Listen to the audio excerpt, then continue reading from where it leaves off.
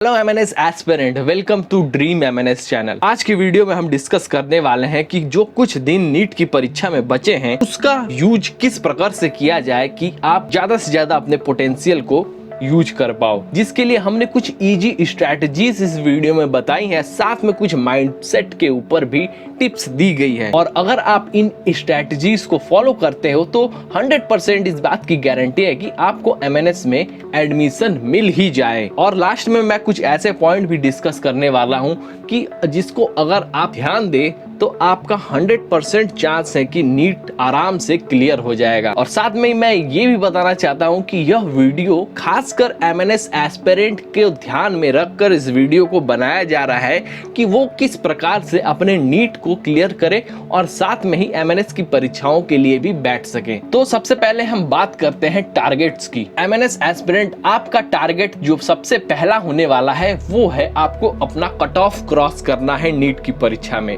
तो cut off के ऊपर जो मैंने वीडियो बनाया था जिसमें मैंने डिटेल में बताया था कि आपको कितना कट ऑफ चाहिए नीट को क्लियर करने के लिए और सेफ स्कोर के बारे में बताया था, वो वीडियो आपको आई बटन और लिंक डिस्क्रिप्शन में मिल जाएगा। आपका इस बार नीट का कट ऑफ जाने वाला है 160 मार्क्स का और आपको एमएनएस की परीक्षा में बैठने के लिए मिनिमम कट ऑफ को क्रॉस करना ही पड़ेगा। इसलिए आपका जो पहला टारगेट होने वाला है वो है कट ऑफ को क्रॉस करना, जिसके लिए आपको 40 क्वेश्चन को सही करना है। अगर आप इस टारगेट को अचीव कर लेते हैं तो उसके बाद आपका टारगेट 2 अचीव करना पड़ेगा, यानी कि आपको सेफ स्कोर की साइड जाना पड़ेगा जिससे आपका हाई मेरिट बने। 50 क्वेश्चन को और सही करना पड़ेगा, यानी कि कुल 90 क्वेश्चन अगर आप सही कर लेते हैं तो इसका मतलब आपने एक हाई मेरिट के लिए अपना, और जो थर्ड स्टेप है उस स्टेप में आप, अगर आपको इसके बाद भी कई सारे क्वेश्चन आते हैं तो आप थर्ड स्टेप में जाके कुछ क्वेश्चंस को कर सकते हैं। लेकिन यहाँ पे ध्यान रखने की बात है कि आपको तुक्के नहीं लगाने हैं, क्योंकि इसमें नेगेटिव मार्किंग भी है। तुक्के आपको तब लगाने हैं जब आप 40 क्वेश्चन तक भी सही नहीं कर पा रहे हैं। और साथ में ही एग्जाम हॉल में अपने पेपर को किस तरीके से दें कि आप ज्यादा से ज्यादा क्वेश्चन को कर पाएं। और साथ में ही यहाँ पर आपका माइंडसेट का भी काफी यूज होता है, क्योंकि क्वेश्चन पेपर सेट करने वाले कॉन्फिडेंस को गिराने के लिए वो कुछ हार्ड क्वेश्चन को भी क्वेश्चन पेपर में डालते हैं, कुछ इजी क्वेश्चन को भी डालते हैं, कुछ मिड लेवल के क्वेश्चन को भी डालते हैं। तो आपको एग्जाम हॉल में सबसे पहले अपने क्वेश्चन पेपर को 3 भागों में डिवाइड करना है। पहला भाग होगा इजी लेवल के क्वेश्चन। वे क्वेश्चन जो 10 सेकेंड के समय अंतराल में आपको समझ में आ रहा है, उसका आंसर आ रहा है, आप उसे इजी लेवल क्वेश्चन मानेंगे। और वे क्वेश्चन जिनको आपको सॉल्व करने के लिए कम से कम 40 सेकेंड या उससे ज्यादा का टाइम चाहिए, उसे मिड लेवल के क्वेश्चन में शामिल करेंगे। और थर्ड में हाई लेवल के क्वेश्चन जिसको सॉल्व करने के लिए एटलीस्ट 1 मिनट का समय चाहिए होगा। तो जैसे ही आपको एग्जाम का पेपर मिलता है, आपको तुरंत पेपर 1 to 200 क्वेश्चन तक जाना है और उस पहले बार में आपको सिर्फ इजी क्वेश्चंस को करना है जिसके आंसर्स आपको आते हैं। अब जब आपने मान लिया इजी क्वेश्चंस को कर लिया, 30 इजी क्वेश्चंस को आपने सॉल्व कर लिया, उसके बाद आपके अंदर एक कॉन्फिडेंस आएगा कि मैं कर पाया तो आगे भी कर लूंगा। जिसके बाद आप फिर सेकेंड लेवल पे आएंगे, मिड लेवल के क्वेश्चंस को इस तरह से करेंगे। उसके बाद फिर जितने क्वेश्चन सही होंगे उसको एमआर सीट में भरते जाएंगे। फिर थर्ड लेवल पे आएंगे जिसमें आपको हार्ड क्वेश्चंस को सॉल्व करने हैं। अब नेक्स्ट में हम डिस्कस करने वाले हैं कि आप इन बचे हुए दिनों में किस तरह से आप अपनी पढ़ाई को करें कि आप ज्यादा से ज्यादा नंबर को स्कोर कर पाए। जिसको देखने से पहले हम देखेंगे कि क्वेश्चन का डिस्ट्रीब्यूशन किस प्रकार से नीट की परीक्षाओं में होता है। सबसे पहली बात तो नीट में एनसीईआरटी बेस्ड क्वेश्चन पूछे जाते हैं, तो आपको जितने भी क्वेश्चन करने हैं वो एनसीईआरटी बेस्ड ही करने हैं। आप फिजिक्स में से इसमें 50 क्वेश्चन पूछे जाते हैं, केमिस्ट्री में से 50 क्वेश्चन पूछे जाते हैं और बायोलॉजी के 100 क्वेश्चन होते हैं, जिसमें जूलॉजी के 50 और बॉटनी के 50 क्वेश्चन होते हैं। तो आपका सबसे ज्यादा फोकस होना चाहिए बायोलॉजी के ऊपर। और अगर आपने अपने बायोलॉजी को स्ट्रॉन्ग कर लिया, नीट के पेपर को आप आराम से क्लियर करके एमएनएस की परीक्षाओं तक जा सकते हैं। जिसके लिए मैंने एक 30 डे स्ट्रैटेजी बनाया है। सबसे पहला काम आपको करना है कि आपको चैप्टर वाइज रिवीजन करना है। अब चैप्टर वाइज रिवीजन करने में जैसे फिजिक्स में 30 चैप्टर हैं,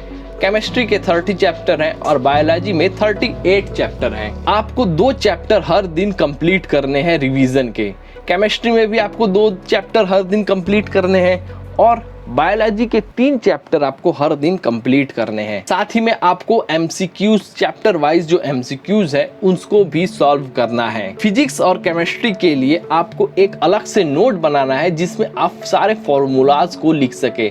जो भी चैप्टर आप कर रहे हैं उसके एमसीक्यूज कर रहे हैं उसको इस नोट में डालते जाइए, क्योंकि उन्हीं फॉर्मूला के ऊपर क्वेश्चंस बनने की चांसेस होते हैं। और इस वीडियो के लास्ट में मैं एक ऐसा इंपॉर्टेंट फैक्टर बताऊंगा जिसे अगर आप फॉलो करते हैं तो आपका नीट क्लियर करने का चांसेस काफी ज्यादा हाई होता रहेगा। नेक्स्ट जो स्ट्रैटेजी है वो है कि आपको सभी चैप्टर्स को एक समानता से नहीं पढ़ना है। आपको जो हाई वेटेज के चैप्टर है जिनमें से क्वेश्चन ज्यादा पूछे जाते हैं उन चैप्टर्स पे ज्यादा ध्यान देना है। अब जैसे बॉटनी में सबसे ज्यादा पूछा जाता है वो है जेनेटिक्स एंड एवोल्यूशन से क्वेश्चंस, तो आपको इस चैप्टर के ऊपर ज्यादा फोकस करना है। और अगर आपके पास यह ग्राफ नहीं है तो इस वीडियो को पॉज करके स्क्रीनशॉट ले लीजिए। उसी तरफ से जूलॉजी का ये ग्राफ है और उसके बाद ये फिजिक्स का ग्राफ है जिसमें हाई वेटेज के जो हैं उनको ही आपको ज्यादा इंपॉर्टेंस देनी है, और ये केमिस्ट्री का ग्राफ है। अब जो नेक्स्ट स्ट्रैटेजी है उसमें यह है कि आपको सभी चैप्टर को 2 से 3 बार रिवाइज कर लेना है, और साथ ही में इसे ट्रैक करने के लिए एक रिवीजन लिस्ट को बनाना है। रिवीजन लिस्ट कैसे बनेगा, जैसे यहाँ पे मैंने एक बनाया है कि जिस चैप्टर को आप पढ़ रहे हैं उसका चैप्टर का नाम डाल दीजिए, इधर डेट डाल दीजिए, जिस दिन आपने रिवाइज किया उधर टिक लगा दीजिए। इस तरह से आपको पता चल पाएगा कि आपने कौन से चैप्टर को ज्यादा रिवीजन किया है, आपने कौन से चैप्टर को रिवाइज कर लिया है, कौन से चैप्टर को रिवाइज नहीं किया है। और साथ ही में कुछ एक्स्ट्रा की पॉइंट्स जो मैं यहाँ पे ऐड करूंगा। पहली बात तो आपको होप को लूज नहीं करना है। मैं कई सारे बच्चों के कमेंट्स देखता हूँ जिसमें वो कहते हैं कि परीक्षा अब नीट से हो गई है, काफी ज्यादा टफ हो गया है, क्या करे क्या करे। अब यही सवाल आप बार बार कहते रहेंगे तो आपको नीट की परीक्षाएं काफी टफ महसूस होने वाली है, क्योंकि आपने पहले से अपने दिमाग में एक टफनेस की परिभाषा को सेट कर दिया है। तो ऐसा ना करें। और सेकंड जो एक्स्ट्रा पॉइंट है वो है कि आपको ज्यादा से ज्यादा एमसीक्यू के वीडियोस को देखने हैं यूट्यूब के ऊपर या फिर किसी और प्लेटफॉर्म पे जहाँ पे आपको एमसीक्यू के वीडियो मिल रहे हैं उसको आपको देखने हैं। हो सके तो इसे 1.5 स्पीड पे देखें जिससे कि आप ज्यादा से ज्यादा क्वेश्चंस को कर पाएं। जो सबसे ज्यादा महत्वपूर्ण चीज है नीट की परीक्षा को क्रैक करने के लिए वो है आपके प्रीवियस ईयर क्वेश्चन। और अगर आप इन प्रीवियस ईयर क्वेश्चन, केवल 10 साल के प्रीवियस ईयर क्वेश्चन को आप अच्छे तरीके से रिवाइज कर लेते हो, अच्छे तरीके से उनके फॉर्मूलाज को अपने माइंड में फिट कर लेते हो, तो नीट क्लियर करना आपके लिए काफी इजी होने वाला है। नीट की परीक्षाओं की खास बात यह है कि प्रीवियस ईयर के क्वेश्चन पूछे जाते हैं, उसी सेम फॉर्मूला के क्वेश्चन पूछे जाते हैं हर साल। फॉर्मूला सेम होता है, बाकी सारे चीजें को चेंज कर दिया जाता है।